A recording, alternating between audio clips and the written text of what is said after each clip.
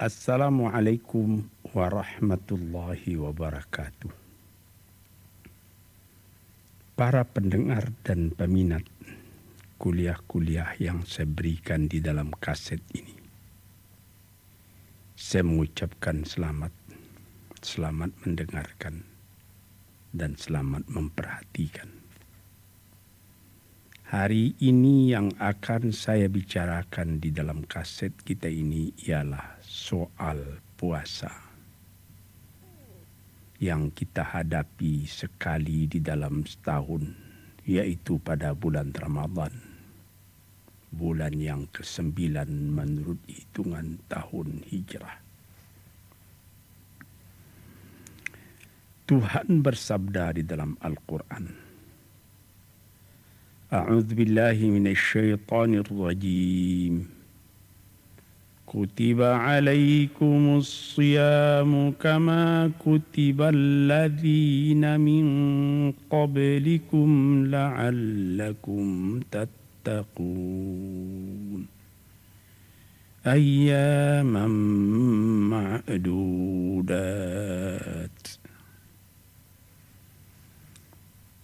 Telah diperintahkan oleh Tuhan kepadamu mengerjakan puasa, sebagaimana telah diperintahkan pula hal yang demikian ini kepada umat yang terdahulu daripadamu. Maksudnya ialah supaya kamu bertambah takwa kepada Allah. Dan bilangannya pun tidak banyak. Ayyamam ma'dudat, pada beberapa hari yang dapat dihitung. Maksudnya bulan Hijriyah itu atau menurut perhitungan bulan 29 dan 30.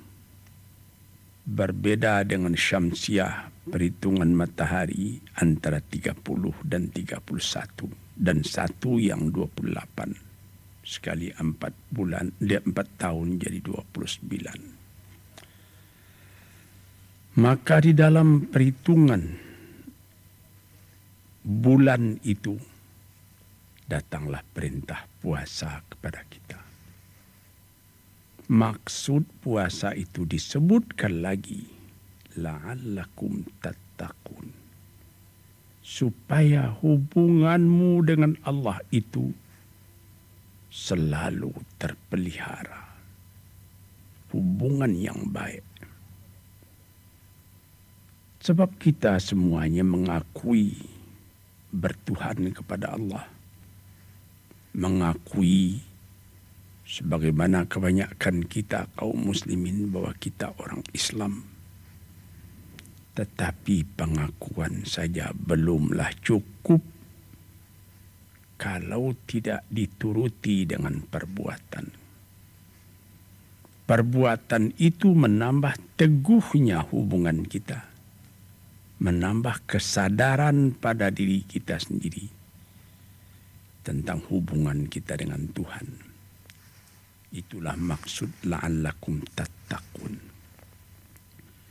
Karena kita dapat memperhatikan sendiri berapa banyak orang yang mengakui memeluk suatu agama, tapi tidak ada getaran ke dalam jiwanya sendiri pemelukan agama itu.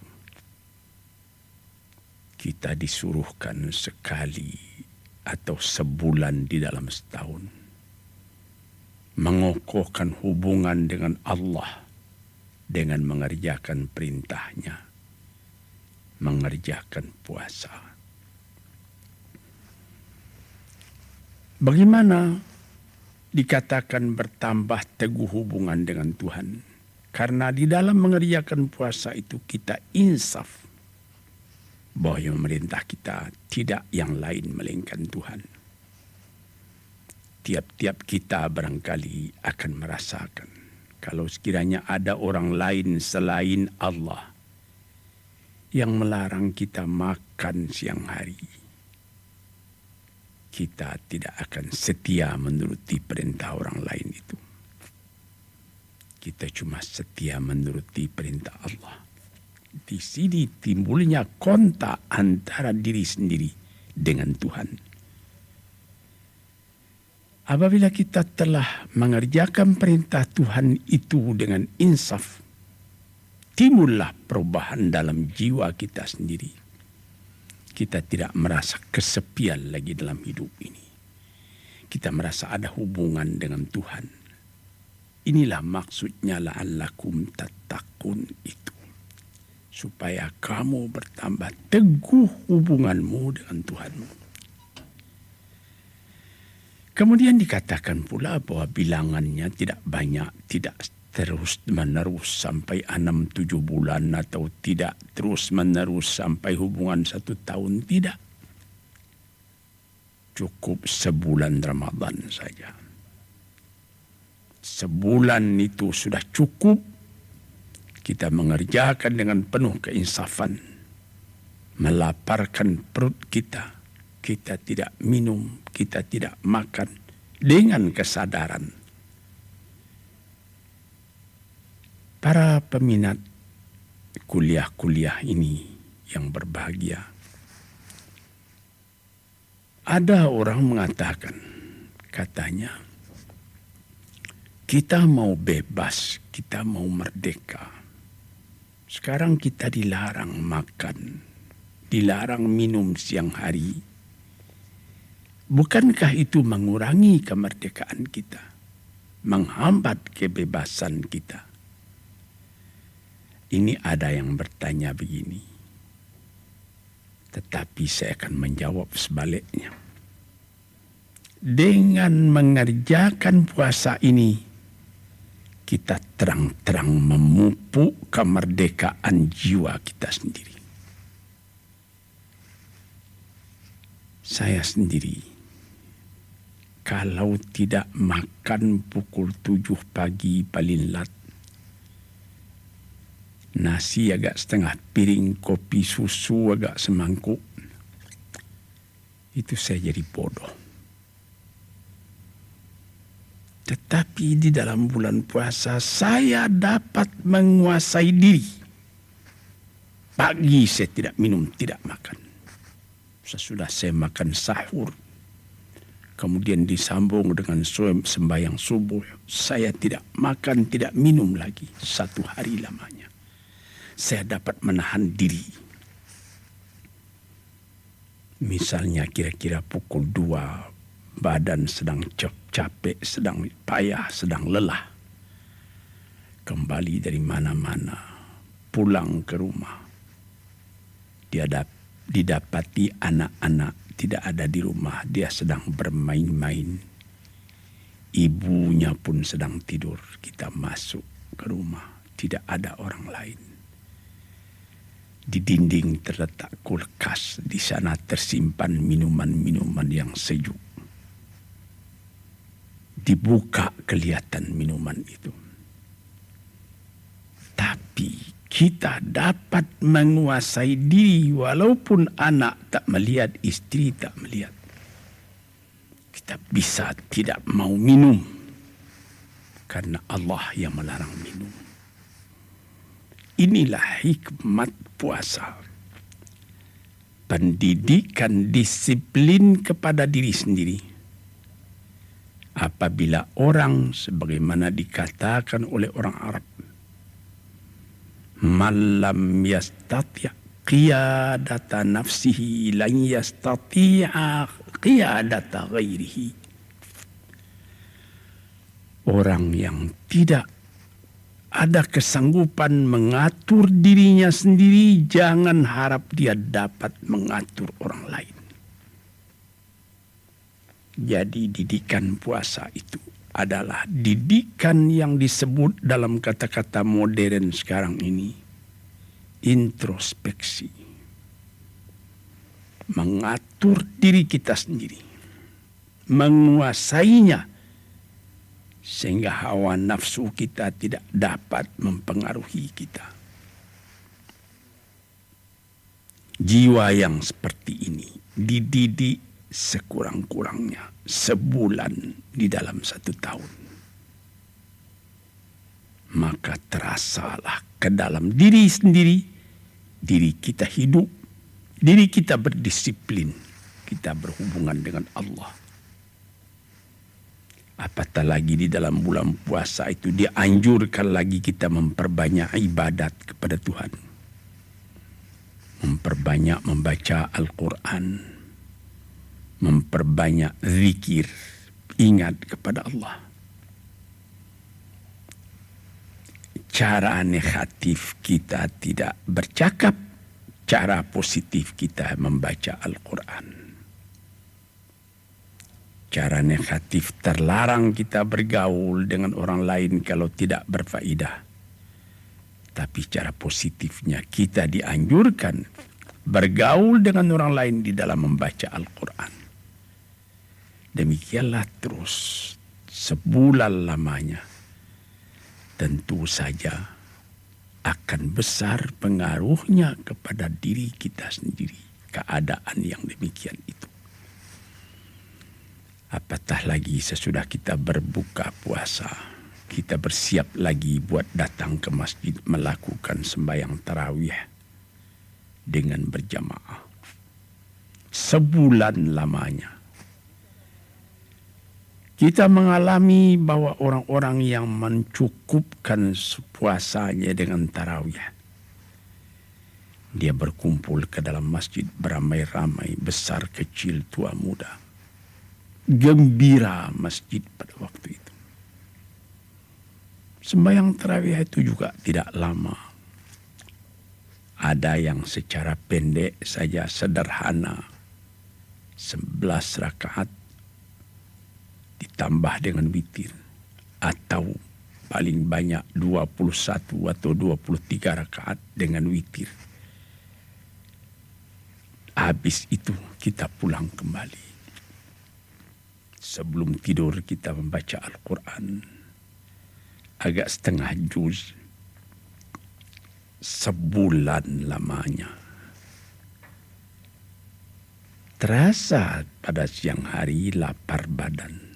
Terasa pada malam ini rapatnya hubungan silaturahim dengan kawan-kawan, dengan masyarakat yang sekampung sehalaman dengan kita. Ditambah lagi bulan puasa tadi bertambah sehari, 2 hari, 3 hari kita mengerjakan puasa. Timbul lagi ingatan. Apa ingatan? Membagikan zakat fitrah. Apabila bulan puasa sudah habis atau hampir habis, kita mengeluarkan zakat fitrah, zakat diri. Besar dan kecil, tua muda. Memberikan entah beras atau harga seharga beras 2,5 liter, 2,5 kilo atau 3,5 liter. Dengan itu, tiap-tiap orang tidak ada yang berniat meminta. Tapi tiap-tiap orang berpikir, bagaimana saya bisa memberi? Bertambah iman orang, bertambah dia berpikir buat memberi. Bertambah lemah iman orang, dia berpikir buat meminta.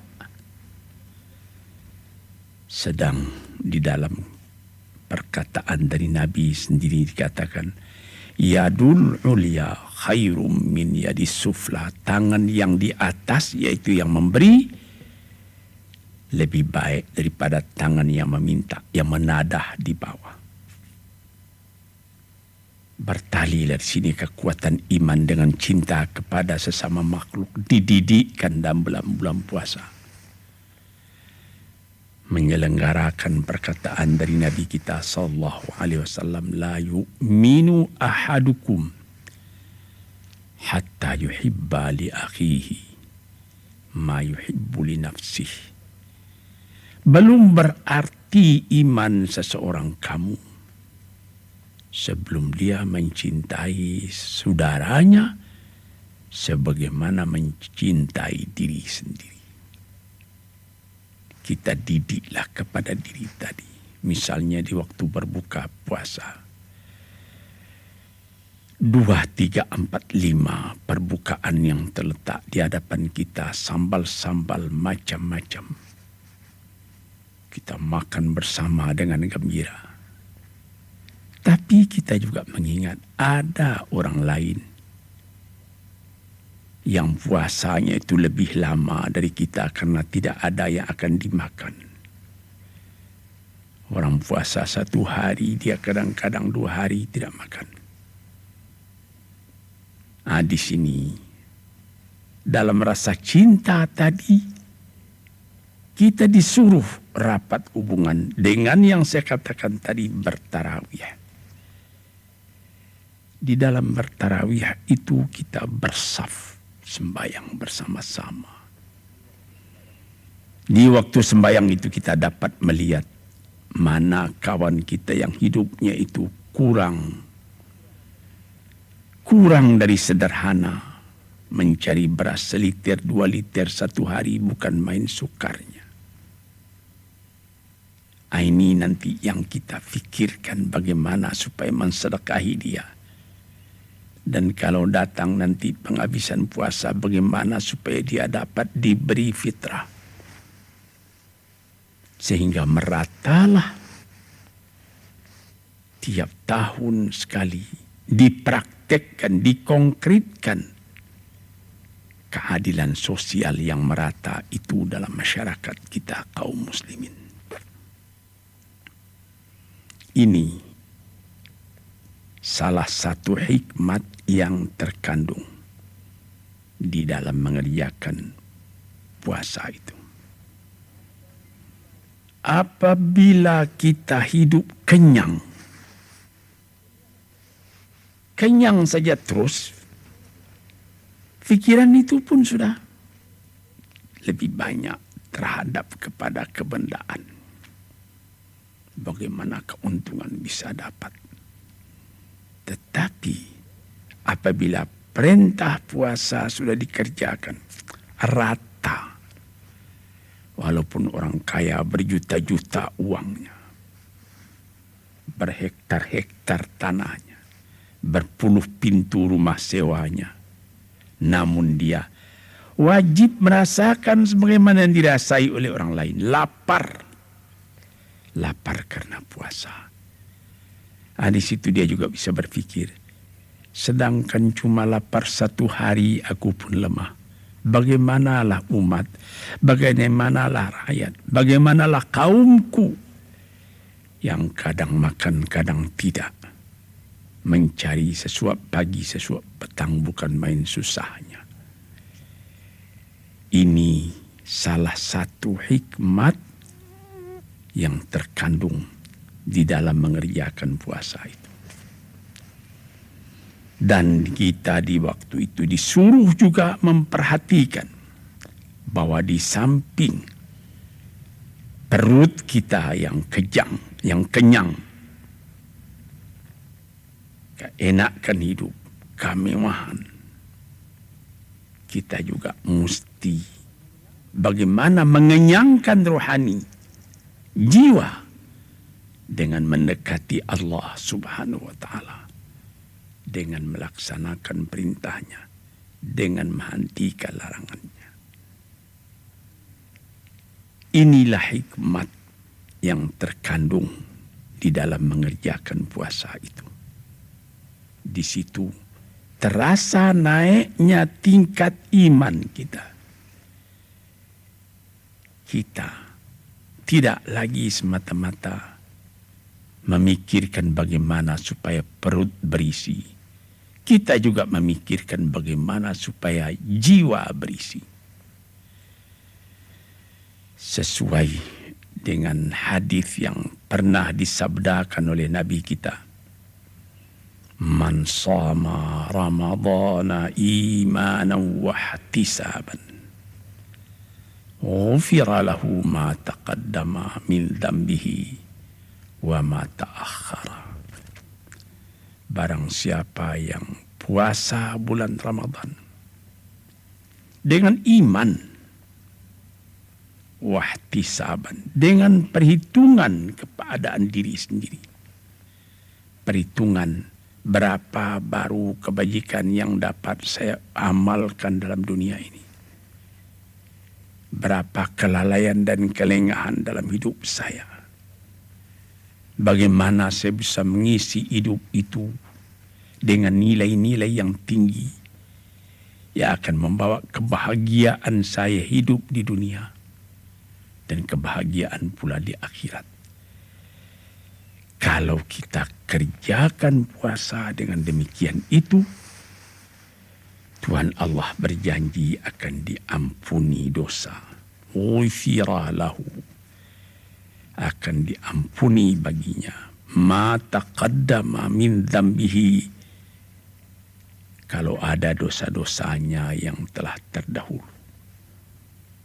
Malah ditambah lagi dalam satu hadis, wa ma ta'akhara, ada keadaan sesudah puasa, khatir-khatir tidak baik dalam hati kita, itu juga bisa diampuni. Apa artinya?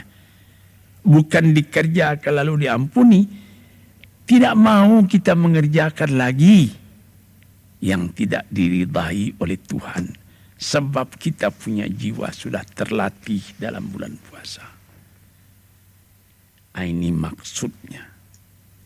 Sebab itu maka kita fikirkanlah tiap-tiap hari yang kita lalui dalam bulan puasa tadi, malamnya dan siangnya. Sedangkan orang berlatih misalnya P4, berlatih dalam pekerjaan-pekerjaan yang lain. Latihan sebulan itu namanya sudah latihan banyak. Sekarang tiap tahun sebulan, tidakkah akan berubah jiwa kita daripada buruk kepada baik? Tidakkah akan ada perubahan kita, pandangan kita terhadap kepada hidup? Apakah kita akan cuma tinggal rendah? Tidak ada kesadaran, tidak ada keinsafan bahwa hidup yang sejati itu ialah kebersihan jiwa. Usaha menjauhi perbuatan yang buruk, usaha memperbanyak perbuatan yang baik di dalam kehidupan kita.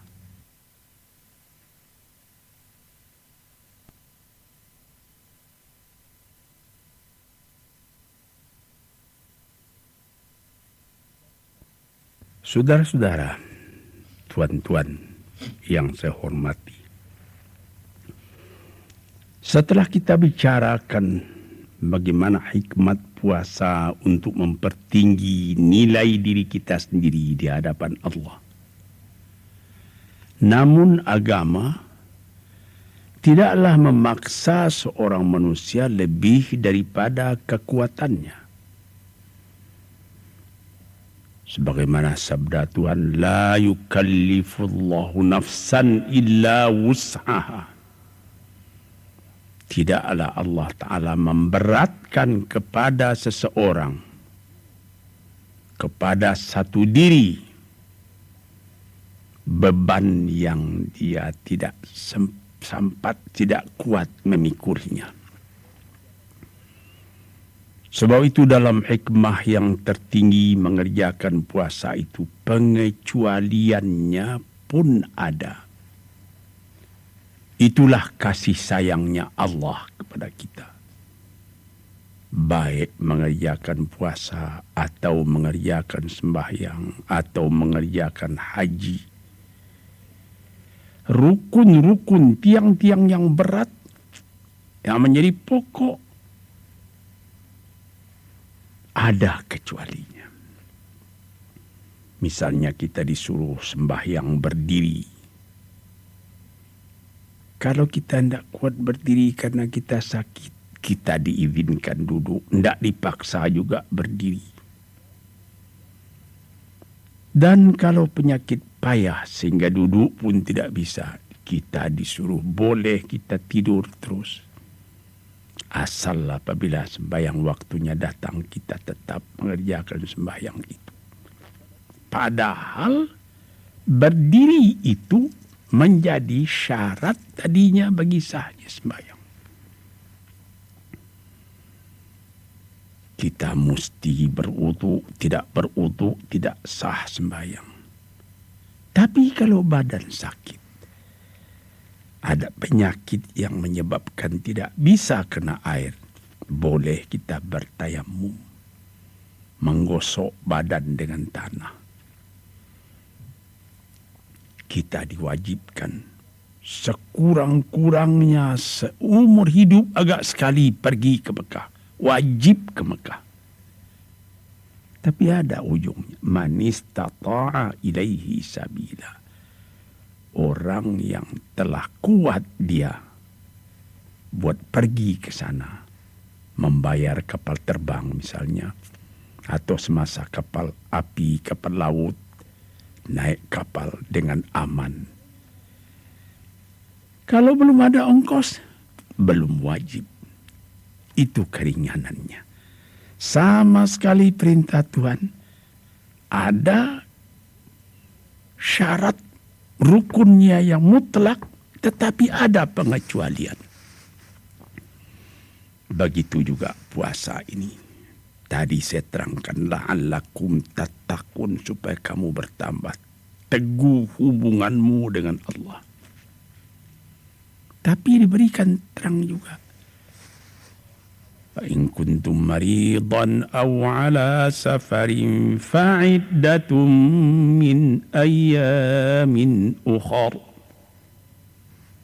Kalau kamu sakit atau kamu di dalam perjalanan, boleh kamu hitung saya di hari yang lain.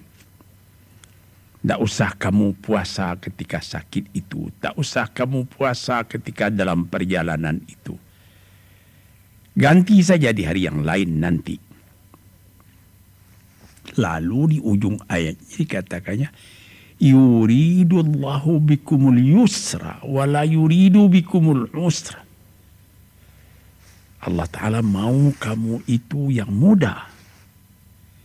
Kalau secara orang sekarangnya, yang rileks, yang fleksibel, tak usah memberati.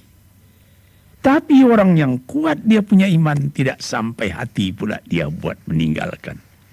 Di sinilah kasih Allah dan cinta kita manusia. Saya ingat, tuan-tuan yang terhormat, ayah saya sendiri. Beliau terkenal seorang alim besar, seorang ulama, seorang sufi. Kawan saya, Dr. Ali Akbar, yang mengobat beliau waktu itu, memberikan advice kepadanya. Abuya ini tidak usah puasa lagi. Dalam Al-Quran pun sudah boleh Buya melepaskan puasa. Buya sudah tidak kuat lagi. Beliau diam saja. Dan beliau terus puasa. Sehabis puasa, dokter datang ke rumahnya. Melihat beliau. Beliau kelihatan gembira. Apa katanya? Adik Akbar, Abuya masih puasa lagi. Ya kan sudah boleh Buya lepaskan. Benar. Tetapi Adik Akbar katanya, sedangkan puasa-puasa yang sunat, tidak sanggup Buya mengerjakan sepenuhnya. Sekarang yang wajib itu pula akan Buya tinggalkan. Tidak sampai hati Buya katanya. Di sini kelapangan yang diberikan Allah dan kecintaan manusia mengerjakan sepenuhnya. Ini adalah ilmu tasawuf yang dalam hal ini. Keudzuran atau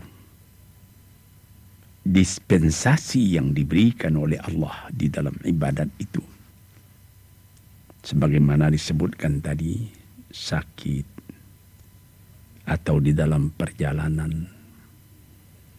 Perjalanan itu pun ada pembicaraan ahli fikih sekian banyaknya. Ada yang sekian marhalah, ada yang 2 hari perjalanan, ada yang mengerjakan mengatakan 3 kali perjalanan pos kalau dengan kuda yang kencang. dan lain-lain sebagainya. Tetapi ada ulama yang mengatakan tidak ada itu hadnya. Wala yuhaddadu haddas safar. Tidak ditentukan berapa hadnya safar itu. Apabila kita sudah merasa bahwa ini sudah nama berjalan, musafir, sudah boleh dilepaskan. Ada perjalanan misalnya kalau dulu dari Jakarta pergi ke Singapura. 2 malam 1 hari kita berangkat dari Jakarta pukul 5 petang dan pada hari Senin misalnya pagi-pagi hari Arba'ah kita sampai di Singapura. Tapi sekarang dari Jakarta ke Singapura cuma 1 jam 20 menit. Alangkah dekatnya. Anda ada pembicaraan itu bagaimana dulu kapal terbang sekarang kapal api, tidak ada. Tidak ada, cuma hadnya ialah iman kita. Saudara-saudara pendengar, saya sendiri pernah di dalam bulan Oktober terjadi bulan puasa di tahun 1968 saya ke London. Kalau bulan Oktober itu sudah mulai musim dingin. Jadi kalau musim dingin, pendek siangnya, panjang malamnya. Pukul 7 pagi, saya sahur. Pukul 7 pagi, saudara-saudara yang terhormat, sahur. Nanti pukul 5 petang, saya sudah berbuka di London. Sebab siangnya pendek, malamnya panjang. Ketika itu sedang di London itu, sahabat saya yang saya cintai almarhum Auh Kartahadimaja. Saya tinggal di rumah beliau. Buat Buya saya sediakan makanan siang katanya. Buya kan tidak puasa karena musafir. Saya katakan terus terang, saya mau turut puasa. Karena pendek. Terus selama di London itu 10 hari saya punya puasa jalan. Pukul 7 pagi, 7:30 belum terbit matahari. Coba pikir. Sedang kalau di tanah air kita, pukul 4 itu sudah mesti berhenti makan. Sebab 4:10 subuh sudah datang. Nanti berbukanya lewat pukul 6. Jadi 14 jam saya puasa kalau di tanah air. Di London di musim dingin cuma 10 jam. Barangkali kalau sekiranya saya di London pada musim panas, yang pukul 9 malam, menurut hitungan kita matahari masih ada, mungkin saya pada waktu itu, tapi saya belum pernah di London berpuasa pada musim panas, mungkin pada waktu itu saya tidak akan puasa, menurutkan kelapangan yang diberikan oleh agama yang saya peluk. Sebab kita pukul 4 pagi sudah mesti berhenti makan. Itu matahari sebentar lagi sudah terbit. Fajar sudah menyingsing. Nanti pukul 9 sampai 9:30 hari masih terang. Berapa lama kita puasa? Sedang kita musafir, diberi kelapangan oleh Tuhan. Beginilah tuan-tuan yang terhormat, kelapangan-kelapangan itu kita sesuaikan pula dengan pengetahuan kita tentang keadaan musim panas, musim dingin di dunia ini. Hadirin yang terhormat, para pencinta, pendengar kaset yang saya muliakan. Yang lain-lain pun diberi kelapangan. Perempuan yang sedang hamil, berat hamilnya, kalau sekiranya dia tidak makan, akan lemah anak yang dalam kandungannya. Boleh dia ganti saja dengan fidyah. Menurut keterangan Ibnu Abbas, fidyah saja. Ada juga yang mengatakan fidyah kalau sekiranya dia merasa akan melemahkan kepada dirinya, hendaklah dia qada. Tapi kalau dia memikirkan anak yang dalam perut, hendaklah dia fidyah dan lain-lain sebagainya. Tapi yang umum mengatakan fidyah. Demikian juga orang tua. Orang tua yang umurnya sudah hampir 80 tahun. Sedangkan di umur 70 tahun sudah dinamai asirullah. Artinya dia masih ditahan oleh Tuhan di dunia ini. Ada yang sanggup dia puasa. Tapi kalau terlepas, tidak dapat dia mengqada lagi, payah. Orang tua begitu pun sudah dibolehkan. Ganti saja yang ketinggalan itu. Begitu berat puasa tapi boleh diganti. Dengan mood. Dengan sekedar sekali pertanakan beras. Sudah boleh diganti. Di sini kita melihat.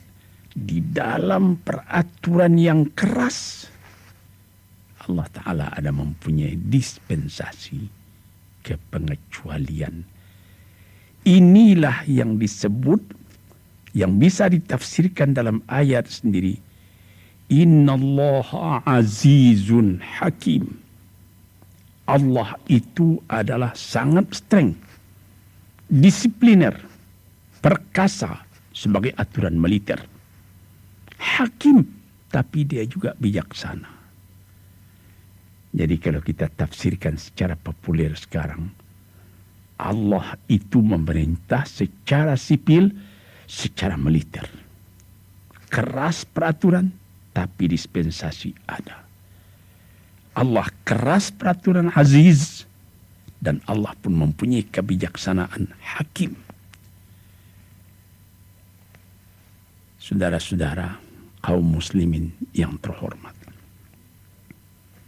Demikianlah dengan pengecualian-pengecualian itu. Orang sakit, orang musafir, orang tua atau penyakit berlarut-larut entah bila akan sembuh. Sebagai orang penyakit TBC, sebagai penyakit mah, bukan penyakit singgah itu kadang-kadang bertambah lama, bertambah larut. Tidak bisa diqada. Kapan akan diqada? Penyakit bertambah lama, tambah larut. Itu juga boleh membayar fidyahnya. Di sini kita mengatakan, melihat bagaimana Allah Ta'ala memberi alasan. Yuridullahu bikumul yusra wa la yuridu bikumul musra. Maksud Tuhan Allah dengan kamu itu ialah yang mudah, bukan yang sukar. Kadang-kadang manusia pun memakai kebijaksanaan seperti ini. Apa misalnya? Ya, misalnya ini juga, misal secara ringan, ada seorang diputuskan oleh hakim, dia mesti dihukum mati. Tetapi sebelum hukuman itu dilancarkan, lebih dulu diperiksa oleh dokter. Apakah badan orang ini sehat? Jangan sampai dia menjalani hukuman itu dalam sakit. Ini kebijaksanaan ilham daripada Allah kepada manusia, di dalam manusia menjalankan perintah Allah itu. Adapun uzur itu bergantung juga kepada iman kita sendiri. In kuntum maridan, kalau kamu sakit, orang lain boleh menaksir, dokter boleh menaksir, penyakit ini berat.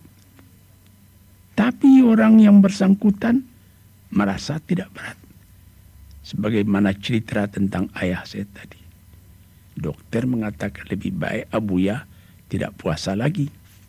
Tapi beliau terus juga puasa. Tuan-tuan, inilah beberapa hikmat daripada puasa yang kita kerjakan dengan hati kita yang tunduk, merasai bahwa kita adalah hamba Allah. Wa ma khalaqtul jinna wal insa illa liya'budun. Tidaklah aku jadikan jin manusia dan manusia lain tidak melainkan untuk menghambakan diri, mematuhi perintah dan setia kepada Allah Subhanahu wa taala. Dengan kesetiaan kita itu, sebagaimana katakan pada pendahuluan tadi, menambah naik tingkat martabat kita. Yarfa'illahu alladhina amanu walladhina utul ilma darajatin. Diangkat derajatnya, martabatnya, pangkatnya oleh Allah. Orang yang berilmu dan orang yang beriman setinggi-tingginya diangkat oleh Tuhan. Berbekas kepada hidup kita sendiri. Ketenangan kita melihat alam. Dan kita boleh merasakan sendiri apabila kita kerjakan puasa ini dengan setia. Sebudal lamanya 29 atau 30. Pada hari terakhir kedengaran takbir. Lalu keluar maklumat baik di radio atau di televisi mengatakan besok kita sudah berhari raya. Sebagaimana tradisi di negeri kita, di mana-mana kedengaran beduk berbunyi bersaut-sautan. Takbir menggema di mana-mana, di jalan raya, di pelosok jauh, di kampung-kampung. Malah seketika saya ke Irian Jaya, kawan-kawan di sana mengatakan bahwa pada malam takbiran di Irian Jaya itu lebih hebat daripada malam-malam yang lain. Mobil-mobil keluar, berpasangan lilin, berpasangan lampu listrik di muka-muka rumah orang. Di bukit-bukit, di lembah-lembah kedengaran takbir bersama-sama. Besoknya terjadilah Aidil Fitri. Muka kita lebih cerah. Hati kita senang. Kewajiban kita telah kita bayarkan. Perintah Allah telah dilaksanakan. Puasa sudah kita kerjakan. Fitrah pun sudah dibayar. Allahu Akbar, Allahu Akbar, Allahu Akbar.